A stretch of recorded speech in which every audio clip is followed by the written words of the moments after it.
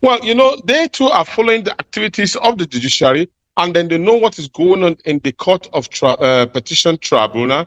And I'm sure they also know that there are two of us who are challenging that particular case, Atiku Abubakar of the PDP, and then Peter Obi of the Labour Party. And we have provided damning evidence to show that those particular elections did not meet the threshold that is required, and that the candidate of the APC, who for us we believe is just hanging in there, we can also see that probably he's sitting on a half stool, or hoping that until when the judiciary make an affirmation on his position, that is when we cannot say that yes, this particular election is done and dusted. Ladies and gentlemen, viewers and subscribers, welcome to Chris Og Media. Today I've got yet another interesting video with what's going on in the country and beyond. I just wanted to stay tuned, take your time, listen and watch this video closely from the beginning to the end. Try as much as possible to help us to share it so others can benefit from it. You should as well subscribe for more videos. Take your time, listen to it. Let's go. Welcome to Politics HQ, Dr. Tanko. Thank you for joining me.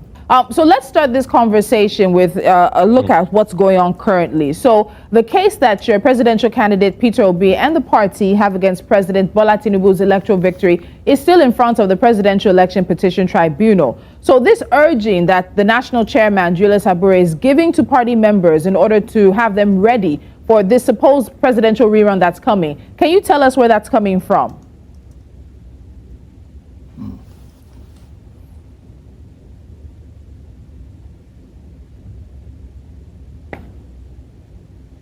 Okay, if you are referring to the statement being made by the national chairman of the Labour Party, Barrister Julius Abure, on the Clarion Call to prepare our members for a rerun, well, that is not out of a place. It is actually a preparation towards what we are seeking for in the court of law. Remember, we have our prayers lined up to about 5 of these particular prayers. 1, that we should be declared outright winner. 2, there should be declaration that that particular candidate of the APC did not qualify to run for the election of the 2015 of February 20.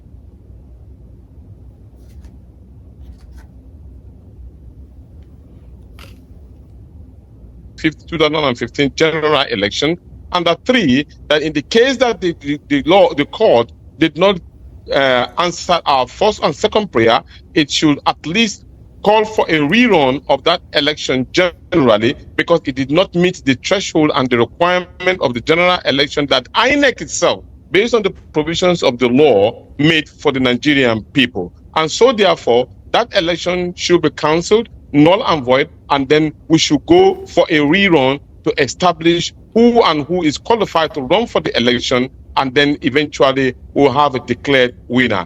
This is a position of the political party, and then we are asking all of our members nationwide to prepare for that particular circumstances with the prayers that the judges and the judicial court will do justice to the case in court, because we believe that actually the judiciary is the last hope of the common man, and then our judiciary have the last chance of making sure that they put the right wrong, so that every Nigerian will be happy with our electionary system, and at least, not for anything, protect our democratic system.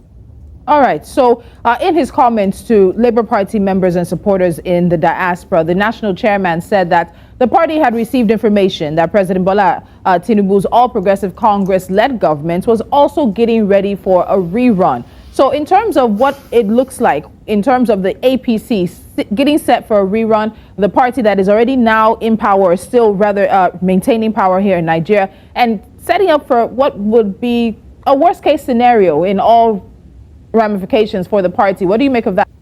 Well, they too are following the activities of the judiciary, and then they know what is going on in the court of petition tribunal. And I'm sure they also know that there are 2 of us who are challenging that particular case, Atiku Abubakar of the PDP, and then Peter Obi of the Labour Party. And we have provided damning evidence to show that those particular elections did not meet the threshold that is required, and that the candidate of the APC, who for us we believe is just hanging in there, we can also see that probably he's sitting on a half stool or hoping that until when the judiciary make an affirmation on his position, that is when you cannot say that, yes, this particular election is done and dusted. Don't forget, this case is a marathon race and it can go all the hog. But we are prepared to ensure and that we prepare for the election in case the judiciary is able to find its feet and courageous enough to actually do what is expected. You know, we have a situation in our hands. Many people come in and say that, no, it is not possible. The judiciary cannot upturn the election. It has never been done in Nigeria. We can't have that. Where every situation has its own calling. When the Kenyan tribunal upturned the election, nobody thought it was going to happen. When it was done in Malawi, nobody thought it was going to happen. So what happens if it happens in Nigeria? At least for once, that means that we are trying to do something right.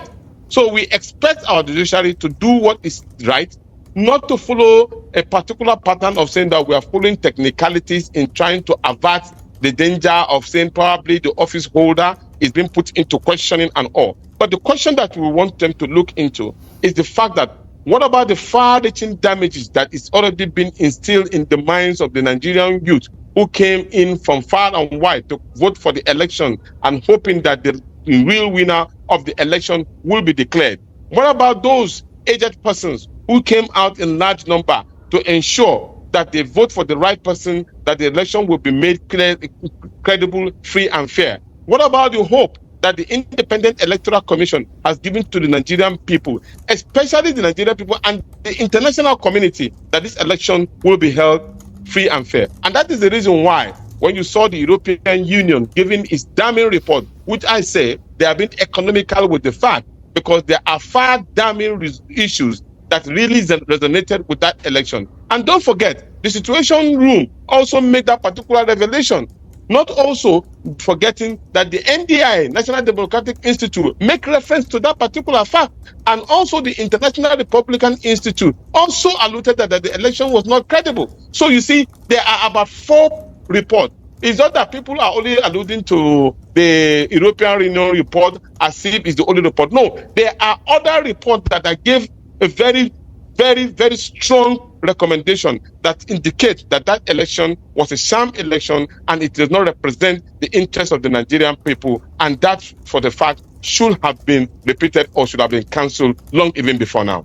All right, so Dr. Tanko, in some of your comments right now, you've used some words that have been quite interesting, because there have been a number of statements attributed to members of the party that have been floating around. You talked about the real winner, the real person who should be in place, the right person who should be in place. And in terms of statements, we've seen that there are those who are accusing the party of using statements to potentially call for chaos. Now, in this instance, I'm referring to the factional National Publicity Secretary of the party, Ayobami Arabambi, who has been on television and has accused Peter Obi, as well as the leader of the social political group Afenifere, Pa Ayo Adebanjo, of treason and plots to create chaos and also overthrow President Bola Tinubu's government. Now, he in particular also mentioned that the two have been using the party's name to perpetrate acts of treason and create the impression that the party members are planning to make Nigeria ungovernable. And basically this is because we heard Pa Adebanjo speaking about the fact that he does not yet recognize President Tinubu as president,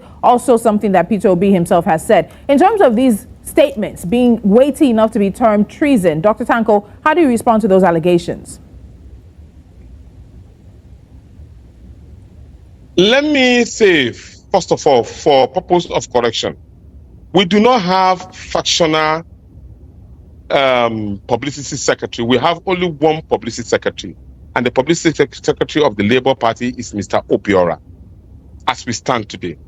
And we have one national chairman, Julius Abure. But you see, sometimes we make these issues and give room for those who do not have any record for them to make statements in the public domain, and then it will be held for public discussion, which of course I find very, very demeaning to the level of the politics in which we have found ourselves. For the simple fact, I think Peter Obi, as of today, should be a celebrated hero of our time. Peter Obi should be celebrated by every Nigerian that is living. Do you know why? Because Peter Obi has been able to stand tall to challenge the establishment in the wrongs that we as Nigerians try to cover up.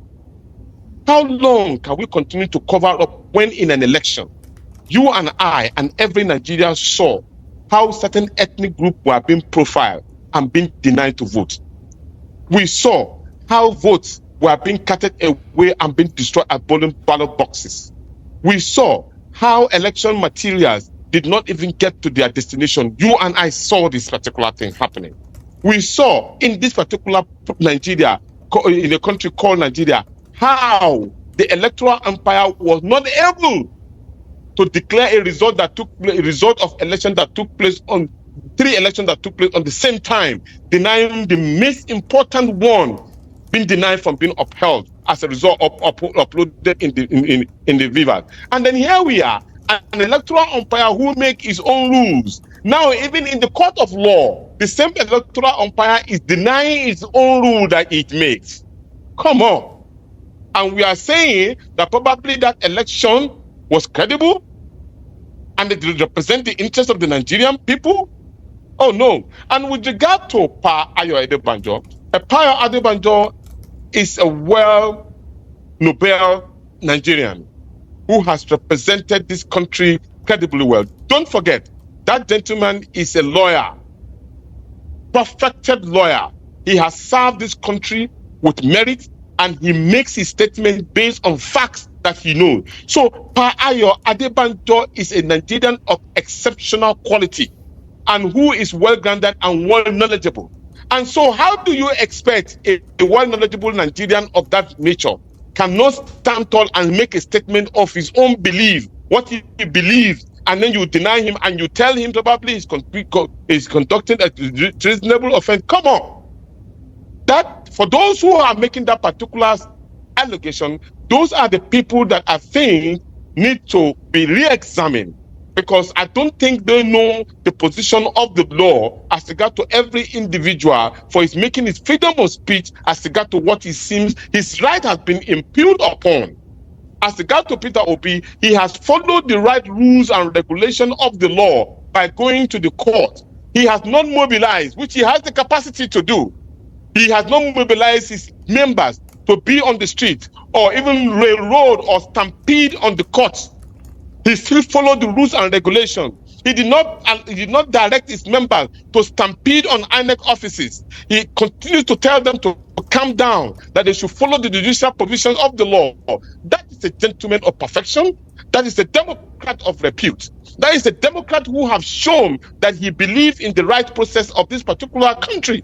And so therefore he must be supposed to be upheld and be raised high and be carried along, that these are people of impeccable character. Okay. And with regard to the issue of what Peter Obi has done on a continuous basis, he has continued to say that the processes that brought this particular president into power is flawed and wrong. And so therefore that particular process must be clean. He said, he who seeks for equity must come with clean hands. And if you want to be called an excellency, you must come through an excellent process. This is simple thing that he has said.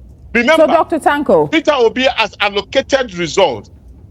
Yes, please. I need to ask, because the national chairman has said that the party is ready to take this all the way to the Supreme Court. So let's play a game. I know you'll probably be reluctant, but let's play a 50-50 game. Let's say that this makes it all the way to the Supreme Court, and we have the country's highest court judging this matter at the end of the day, and for some reason the Labour Party and Peter Obi lose. You are saying that Peter Obi is a man that follows the due process and follows rules and regulations. Is the party, as well as Peter Obi, ready to take whatever comes if this matter makes it to the Supreme Court? When we get to that bridge, we will know how to cross it. I can assure you that Peter Obi is a true Democrat and he will follow rules and regulations of the law. And because he is a true Democrat, he follows rules, and that's why he's in court and he's ready to follow all the... Do you know the enormous pressure that is on this particular gentleman to withdraw his case? Because he's interested in following the rules and regulations. You ask him to go to court, and we all join together and go to court. What does that become a problem? We're already in court and we are fighting our case according to the provision of the law. Why do you have problem with that? Why do you have to use fake media report in order to say that probably we've withdrawn our case? Why do you have to use intimidation? Why do you have to use security apparatus in order to intimidate Peter Obi or any one of us? Remember, there's a point in time in which even when he traveled outside the country, he was almost hacked down.